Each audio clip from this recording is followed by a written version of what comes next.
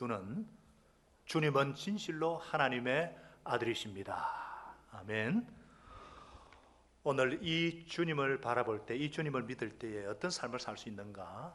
기적이 일상이 되는 삶. 다 같이 따라하겠습니다. 기적이 일상이 되는 삶. 이런 삶을 살려면 어떻게 하면 될 것인가? 여러분 사진에서 본 분, 이분 아시겠어요? 많이 들었을 건데 5만 번 이상 기도 응답받은 기도의 사람, 믿음의 사람 조지 뮬러. 빵을 놓고 한 주간 기도하는, 저런 이름은 몰라도 사진은 보셨죠? 아마 새 가족들은 저런 분이 있구나. 조지 뮬러. 이분은 원래 영국 태생이에요. 10대 때요, 아버지가 술꾼이라서 집안을 돌보지 않아서 애도 비행 청소년이었습니다. 이분도, 애라 그래서 죄송합니다. 이분도. 그래서 이분도 술독에 빠지고 교도소를 들락거리고, 그러다가 어떤 목사님과의 대화를 통해서 성령의 강한 감동을 받아요. 내가 이렇게 살아서는 안 되겠다. 그래서 매일 새벽 4시에 일어나서 공부하기로 작정을 하고 기도하면서 자신과의 싸움을 벌였습니다. 구제불능 비행 청소년이었던 그가 19세에 대학에, 그 유명한 할레 대학에 입학을 하고 신학 공부를 한 뒤에 영국 선교사로 나아갑니다. 그가 갔던 런던 남서쪽의 브리스톨이라는 곳은요, 콜레라가 휩쓸고 지나갔기 때문에 수많은 사람들이 죽었고 고아들이 쏟아졌어요. 하나님께서는 밀러에게 이 고아들을 향한 하나님의 마음, 우리 건대석 박미수 선교사들과 중국 용원대에 대한 마음을 주셨듯이 고아들에 대한 하나님의 긍휼을 부어주셨어요. 이분은 돌아가실 때까지 63년 동안 15만여 명의 고아들을 돌보고 양육을 했습니다. 그 63년 동안 정부나 부자들로부터 어떤 도움도 기대하지 않고 오직 기도로 하나님을 믿음으로 그 일을 감당해낸 거예요. 그의 인생은 기적의 연속이고 그의 삶은 기적이 일상의 삶이었고 하나님의 살아계심을 보여주는 증거였습니다. 우리가 늘 말하는 하나님을 경험하는 삶. 이런 얘기를 들으면 어떠세요? 감동이 되고 도전돼서 나도 이런 삶을 살고 싶다. 아니면 그런 거는 특별한 사람이나 경험하는 것이 나와는 상관이 없지. 우리가요, 하나님의 자녀라면 천지를 창조하신 하나님이 내 아버지시고 지금도 부활하셔서 살아계신 예수님이 나의 구주시고 내가 예수님의 제자라면 기적을 경험하는 삶을 살아야 되지 않겠습니까? 사도행전을 봐도 그렇고 실제로 수많은 믿음의 선배들은요, 기적이 일상이 되는 삶을 살았습니다. 그런데 왜 나는 그러한 삶을 살지 못하는가? 어떻게 하면은 기적이 일상이 되는 삶, 기적이 상식이 되는 삶을 살 수 있을까? 첫째로 기적의 주체이신 예수님을 바라보라. 다 같이요. 기적의 주체이신 예수님을 바라보라. 이 바라본다는 것은 무슨 뜻이에요? 명확하게, 선명하게 집중해서 본다. 사람은 보는 대로 행동하기 마련입니다. 무엇을 보는가 중요해요.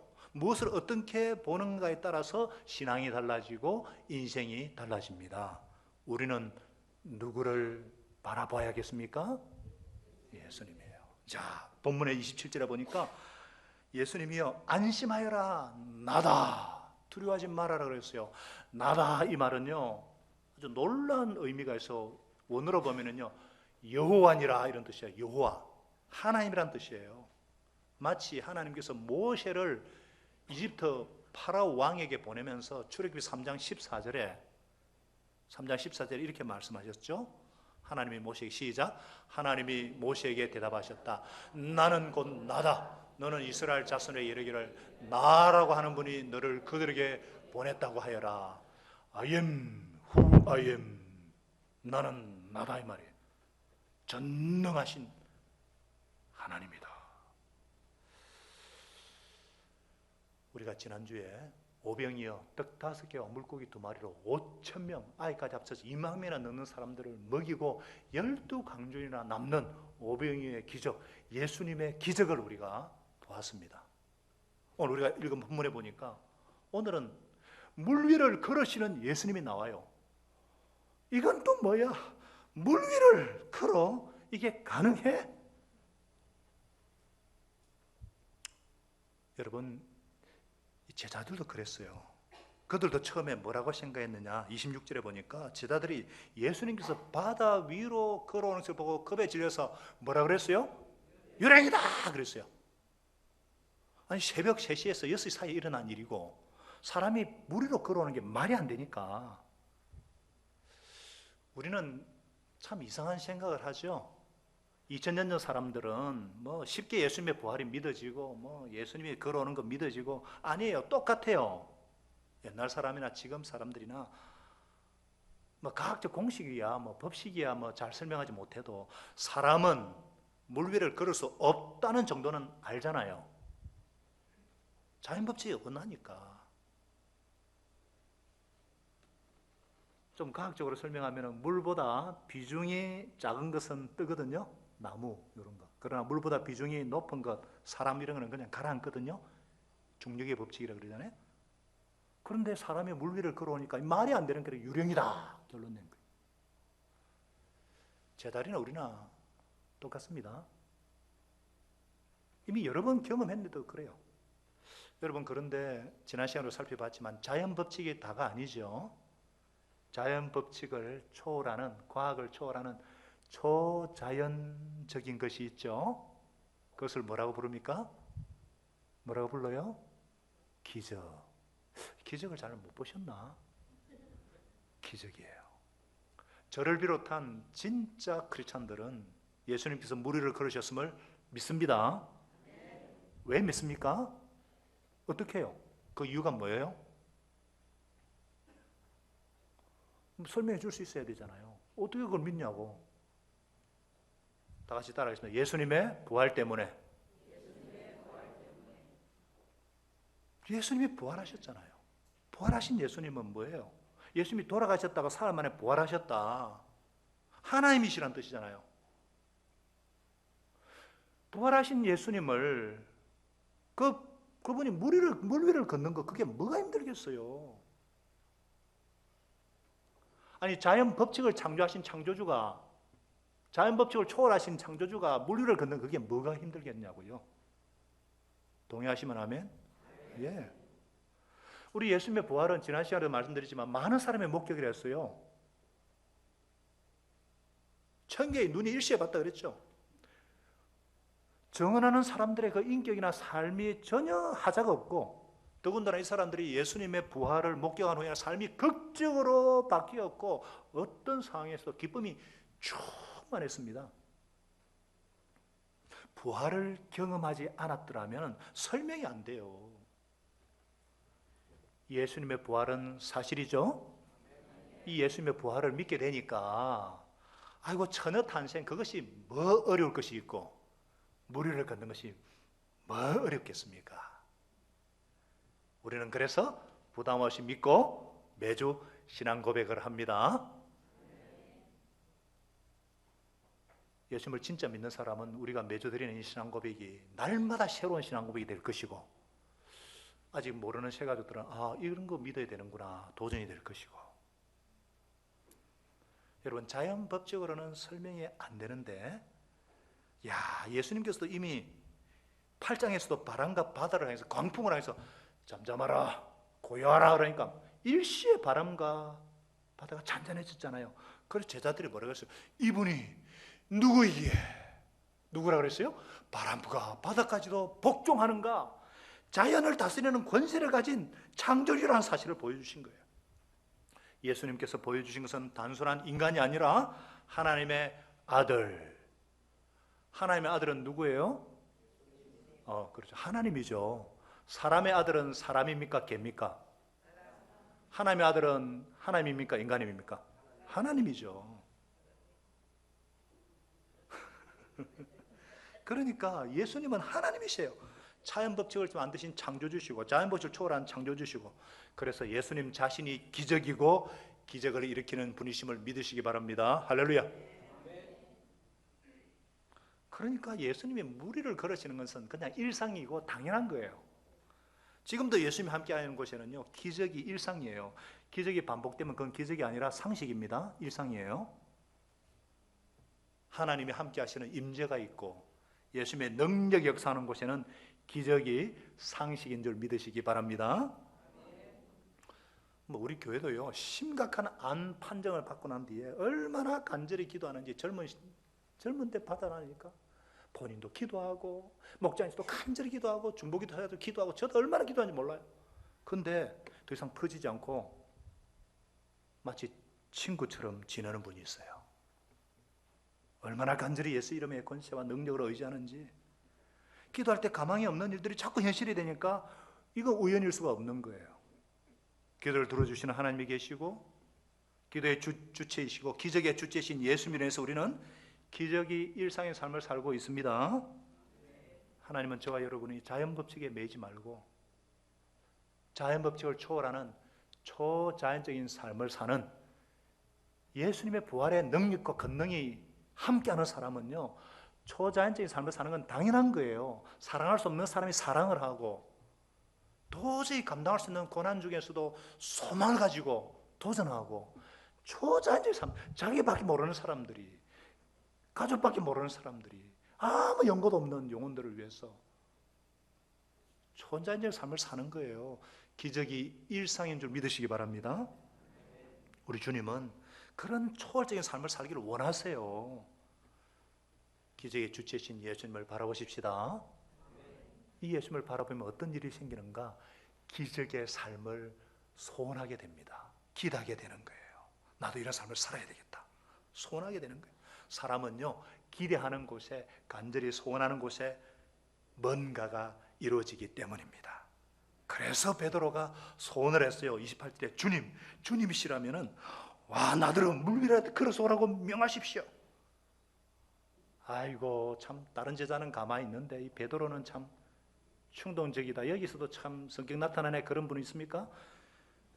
주님이시라면 나도, 이런 말이 나온 건요, 베드로 마음속에 예수님이 경험하신 것이라면 자기도 다 해보고 싶은 거예요. 여러분들, 우리가 기적을 경험하려면 예수님께서 하신 그 일을 나도 한번 해보고 싶다. 욕구가 있어야죠. 성경에 약속하신 것, 내 삶 가운데서 이루어지기를 원하고 체험해보고 싶다. 제자라면, 예수님의 제자라면 예수님을 통해서 일한 일들이, 너희가 내 이름으로 나보다 더 큰 일도 하리라 그랬는데, 예수님의 제자라면 예수님을 통해서 일어난 것들이 나를 통해서도 내게도 일어나기를 소원해야죠.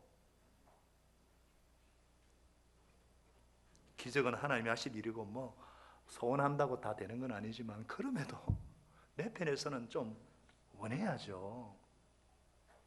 그래서 예수님께서 그 요한복음 5장 6절에 38년 된 중풍 빈자에 뭐라 그랬어요? 네가 낫고 싶으냐? 낫기를 원하느냐? 낫고자 하는 소원이 있느냐 물으셨어요. 자, 사람하고 짐승의 가장 큰 차이가 뭐예요? 사람하고 짐승의 가장 큰 차이가, 짐승도요, 오감은 느낍니다. 알고 느끼고 지정에는 느끼는데 의의가 없어요. 원하는 건 없습니다. 짐승은 본능은 있는데, 나는 무슨 일이 있어도 성공한 개가 돼야지 하는 개가 없어요. 돼지가 참 돈생이 너무 허무하니까 자살해야지, 그런 돼지 보셨어요? 의지는요, 의지는요, 하나님의 형상대로 지음받은 인간에게만 주어졌어요. 하나님의 의지는 창조하는 힘이 있습니다. 그래서 빛이 생겨라, 빛이 있어라 하니까 빛이 탁 생긴 거예요. 하나님의 의지가 있었기 때문에 하나님의 의지에는 창조력이 있어요. 마찬가지로 인간의 의지, 인간의 소원에도 힘이 있습니다. 이 하나님의 의지와 인간의 의지가 만날 때 기적이 일어나요. 성경에 많은 예들이 있지 않습니까? 예수님께서 소경 거지가 간절히 다윗의 자손이여 나를 불쌍히 하니까 무엇 해주기를 원하느냐 하니까 주여 보기를 원하나이다. 내 믿음대로 될지어다. 이게 믿음이에요. 믿음은 뭐냐? 의지의 표현입니다. 믿음은 뭐냐? 소원의 표현입니다. 믿음의 대상은 하나님이시고 믿음의 대상은 하나님의 아들이신 예수님이신데 이 예수님에 대한 간절한 소원, 그래서 믿음에는 능력이 있는 거예요. 우리가 기도할 때마다 우리가 병든 환우들, 생업의 어려움을 겪고 있는 성도들이 부활의 권능을 체험하고 간증을 낳도록 기도하는 이유가 여기 있는 거예요. 예수님을 바라보고 예수님에 대한 믿음은 우리로 하여금 소원을 불러일으키고 그 소원은 기적을 일으키기 때문에 저와 여러분이 기적의 본체이신 예수님을 바라볼 수 있기를 바랍니다. 예수님 바라보고 소원만 갖고 되느냐? 기적이 일상의 삶이 되려면 두 번째가 필요해요. 과감하게 뛰어들어라. 다 같이요. 과감하게 뛰어들어라. 이 무슨 뜻입니까? 시도하라는 거예요. 행하라는 거예요. 우리가 왜 기적을 경험하지 못합니까? 하나님의 자녀인데 아예 시도조차 하지 않기 때문은 아닌지, 아는 거하고 행하면 따로 놀고 있기 때문은 아닌지. 여러분 베드로 보셔요. 그는 아는 것을 그대로 실제 적용했어요. 주님, 만일 주님이거든 나를 명하셔서 물 위로 오라 하소서. 예수님 바라보니까 나도 그렇게 해봐야 되겠다. 바로 적용한 거예요. 공부 잘하는 학생은요, 하나 들으면 바로 응용합니다. 응용. 성공하는 사람은요, 실패를 두려워하지 않고 도전하는 사람이에요. 반면에 그런 책 제목이 있지 않습니까? 바보는 항상 같은 생각만 하고 바보는 항상 결심만 한다. 베드로처럼 시도를 해봐야죠. 믿음의 표현은 뭐로 나타납니까? 순종이요, 순종. 행함입니다. 행함이 없는 믿음은 죽은 믿음이라고 했어요.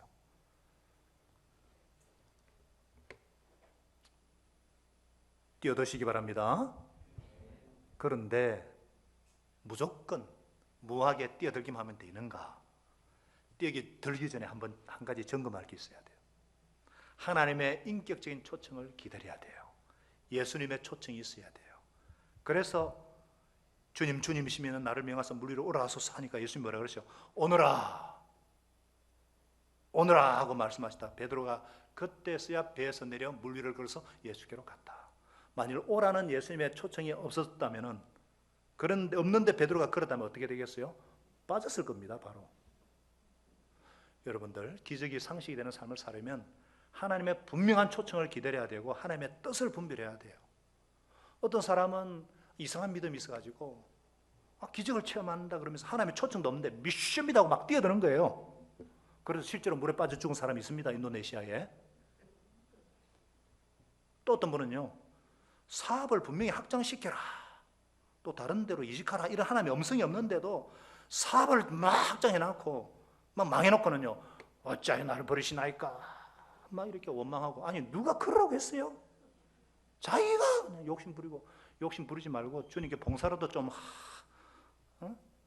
하고 그래야 되는데, 우리가 얼마나 자기 생각대로 자기 감정대로 무대뽀를 하느냐 말이죠. 여러분, 기적은요, 하나님의 의지와 우리의 순종이 만나야 됩니다. 하나님의 의지와 인도가 없이 그냥 내 의지대로, 그건 믿음 아니에요. 하나님 시험하는 거예요. 먼저 하나님의 음성을 기다려야죠. 하나님은 우리를 인도하기를 원하십니다. 하나님을 경험하는 삶, 우리 교회 필수 과정인 목자, 초원지기들, 안수집사들, 장로님들 했지만은 하나님을 경험하는 삶의 명제가 뭐냐?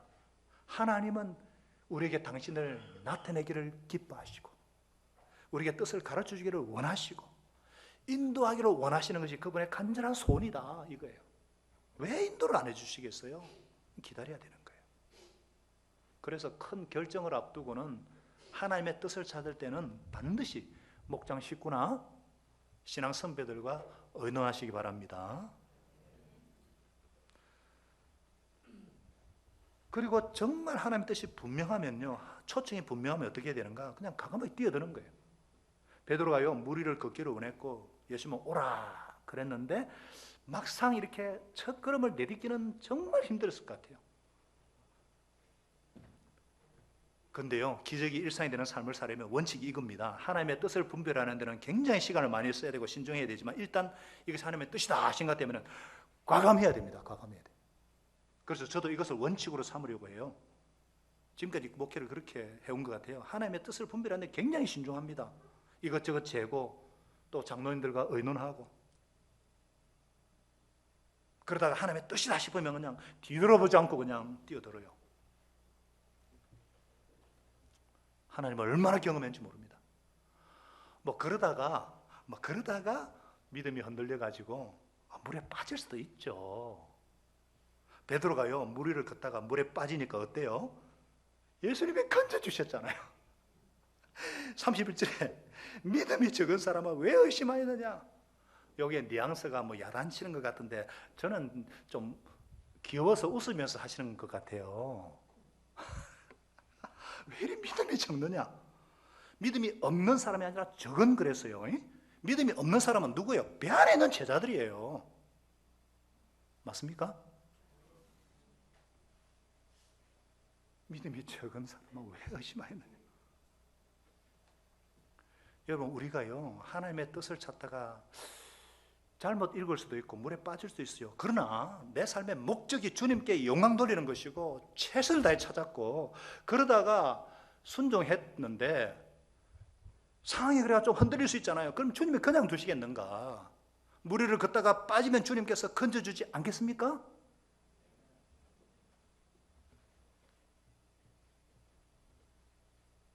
그래서 마지막으로 기적이 일상이 되는 삶을 살면 제일 중요한 것이 끝까지 시선을 고정시켜라. 다 같이요. 끝까지 시선을 고정시켜라. 어떤 상황에서도 풍랑이나 바람을 보지 말고 예수님께 시선을 고정해라 이거예요. 여러분, 고정이란 말은 이 말을 해야 되나? 째려보고 그런 거 아닙니다. 진짜. 요즘 애들이 본방사수 얼음 그러는데요. 드라마 하다가 요 계속 봐야 끝을 알 수 있다 해서 그러는데, 그건 제왕성 보면 우리는 알잖아요. 그런 말이 아니고, 왜 시선을 집중해야 되는가? 예기치 않는 돌발 변수가 발생하는 것이 인생이기 때문에 믿음이 흔들려요. 여러분, 우리의 믿음이 왜 흔들립니까? 의심이죠, 의심. 의심이 우리의 믿음을 흔들어 놓죠. 정말 그런가? 이 의심은 왜 생깁니까? 두려움이죠, 두려움. 30절에 보니까 베드로가 거센 바람, 이걸 보고 무서움에 사로잡혀서. 왜 두려움이 생겨요? 풍랑, 거센 바람이 불어오는 것을 보고, 이 광풍을 보니까, 풍랑을 보니까 두려움이 생겼고, 두려움이 의심을 가져왔고, 의심이 믿음을 흔들어 놓았고, 물 위를 잘 걷다가 빠진 거예요. 그럼 어떻게 하면 되겠습니까? 우리가 특별히 역경 가운데서 정말 하나님의 기적이 꼭 있어야 될 때에 믿음이 흔들리지 않도록 어떻게 하면 되겠어요? 예수님께 시선을 고정시키는 겁니다. 수요 기도에 오신 분들은 제가 아주 구체적으로 말씀드렸는데, 히브리서 12장 2절에 다 같이 읽어요. 앞부분만 읽겠습니다. 앞부분만. 믿음의 시작. 믿음의 창시자시오 완성자신 예수를 바라봅시다. 바라봅시다 이 말은요, 계속 집중합시다. 계속 바라보는 거예요. 매일 바라보는 거예요. 믿음의 창시자라는 말은 믿음의 시작. 우리가 예수님 때 믿음이 시작되었잖아요. 하늘나라 갈 때까지 완성자이신 끝까지 계속 바라보라는 거예요. 매일 바라보라는 거예요. 어제 바라봤다고 안 됩니다. 지난주 바라봤다고 안 돼요. 매일. 어떤 상황에서도. 우리 교사들은 기도하는 분들은 다 체험하지만, 금요일날 폭우가 목요일부터 얼마나 오는지, 다나스는 올라오고 있죠. 금요일부터 어린이 캠프는 시작되는데 연기도 할 수 없고 그때 정말 등록하는 시간만은 비를 그치게 해달라고 딱 주님께서 계속 예를 들어 그런 거죠. 여러분, 그래서 그렇게 한 이유가 계속 우리 예수님을 계속 바라보기 위해서는, 다시 따라하겠습니다. 하루를 기도와 말씀으로 시작하자. 기도와 말씀으로 시작한다는 것은 뭐냐? 시선을 먼저 기도로 시작하는 거예요. 목자님들처럼 20분 기도하면 좋은데 하루 20분 아니라 5분이라도 10분이라도 기도하는 거예요. 이 시선을 하나님께 고정하는 거예요. 이렇게 시작해야지 이 세상에 시선을 두고 본다면요, 무리를 걷다가 빠지는 거 당연합니다. 또 말씀으로 하루를 시작하셔야 돼요. 하루에 석 장 성경을 반드시 읽든지 아니면 한 장이라도 읽고 시작하셔야 돼요. 이게 혼자 힘드니까 새벽 기도에 와서 말씀을 듣고 기도하자는 거잖아요. 이 말씀을 통해서 하나님이 하신 행적과 약속을 기억하고 주님의 능력을 바라보고 그렇게 시작할 때 우리의 시선이 어떤 풍랑과 어떤 바람에도 말려들지 않고 승리하게 될 줄로 믿습니다. 반드시 하루에 20분 아니면 5분 10분이라도 사정 아니면 한 장이라도 읽고, 그래서 환경에 좌우되지 않고 예수님께 시선을 고정해서 그리스도의 능력을 체험하시기 바랍니다. 사랑하는 여러분, 오늘 본문에서 보니까 베드로가 약간 걷다가 막 빠지는 막 창피한 사람으로 나오는데 전혀 그렇게 생각하시면 안 돼요. 우리는 자꾸 물에 빠진 것을 생각하는데 물 위를 걸었다는 것을 간과하기 때문에. 물 위를 걸은 사람은요, 베드로밖에 없습니다. 예수님이 주인공이지만, 그래서 우리도 뭐 무리를 걸으려면 이렇게 설교는 못하지만, 그러나 우리가 이를 통해서 다른 제자들은 그냥 뱃속에 있어서 시도도 않았기 때문에 무리를 걷는 것도 못하고 야단도 못 맞고 하나님을 경험하는 것도 간접으로, 베드로는 직접이에요. 우리가 이왕 신앙생활 하려면 좀 무리도 걷고 야단도 맞고 그렇게 해야 재밌잖아요. 우리 인생 사는 거 한 번 사는 건데 좀 신나게 살아야 되지 않겠어요? 기적이 일상이 되는 삶을 살아야 되지 않겠습니까? 우리가요, 행복한 인생, 행복이라 그러면요, 뭐 안전한 인생, 문제없는 인생을 머리에 그리는 것 같은데 생각을 바꾸셔야 됩니다. 우리 인생이 정말 살만 나려면 재밌고 신나고 물에 빠지고 야단도 맞고 칭찬도 듣고 이러면 사는 거지. 아무 일도 없이 그냥 지루하게, 문제는 그렇게 살려고 해도 그렇게 살아지냔 말이에요. 아니, 인생의 목표가 그냥 평탄한 그런 것을 꿈꾸는 사람은 어쩌다 사고가 일어나면 아이고 막 고민하고 원망하고 절망하고, 그러나 인생을 정말 신나게 살기로 작정한 사람은요, 그렇지 않들은요, 일이 생기면 뭐냐, 야, 이것도 어떤 기적을 체험하게 하시려고 기대가 되지 않습니까? 신나지 않아요? 이러한 특권은요, 하나님을 모르는 사람은 절대로 누릴 수 없어요. 오직 하나님의 자녀만이 누릴 수 있는 특권인 줄 믿으시기 바랍니다. 사실 우리가요, 이 두려움, 어려움이 생겼을 때 왜 두려움이냐, 이유가 이게 해결되리라는 보장만 있으면 별로 두려울 것이 없어요. 근데 이게 지속되고 일생 계속될지 모른다는 것 때문에 두렵죠.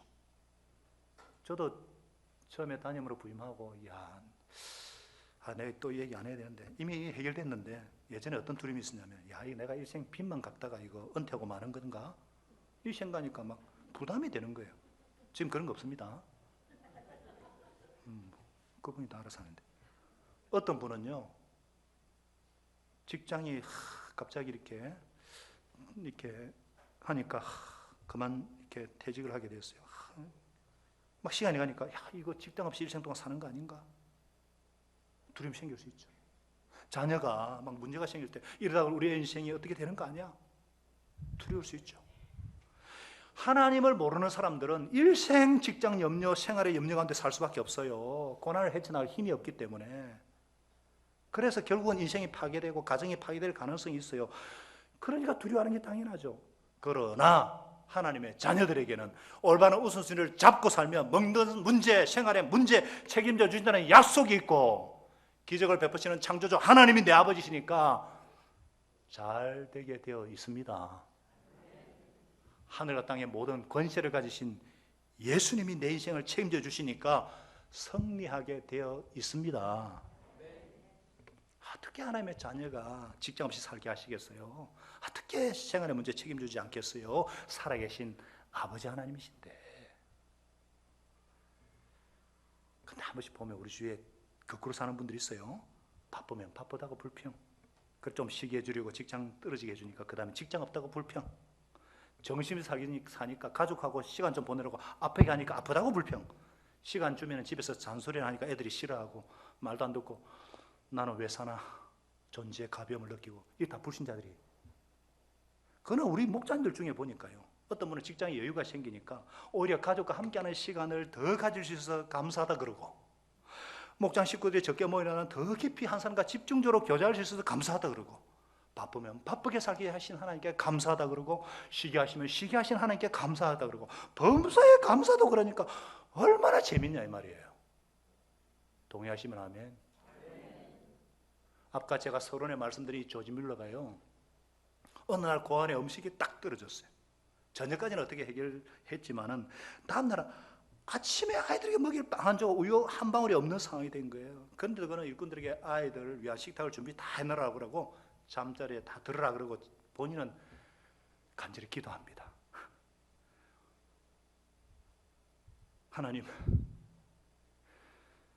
수백 명의 아이들 굶주시렵니까? 먹을 것을 주세요.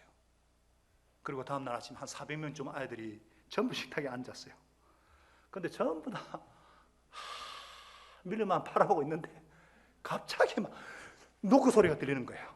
아래 동네 빵집 주인이 빵을 들고, 이 사장님이 전날 밤 통잠을 이룰 수가 없었어요. 엎치라 뒤치라 하는데 문득 저 위에 고한 생각이 난 거예요. 기도하고 있는 조지 밀러 때문에 잠을 못 잔 거예요. 내가 착한 일은 평소에 못했지만 이참에 아이들 먹을 빵이라도 좀 구워다 줄까? 이런 생각이 들고 밤새 빵을 구워서 아침에 들고 온 거예요. 우유는 뭐냐? 고안 너머에 목장이 하나 있는데 이 목장 주위 우유를 큰 통에 싣고 가다가 배달을 가는데 하필이면 고안 앞에서 수레바퀴가 빠져버리지 뭐예요? 이 무거운 우유통을 비워야 되는데, 그래야 수레 어떻게 할 텐데 마침 앞에 고안이 있어가지고 들고 온 겁니다. 얼마나 신바람 나는 삶이에요.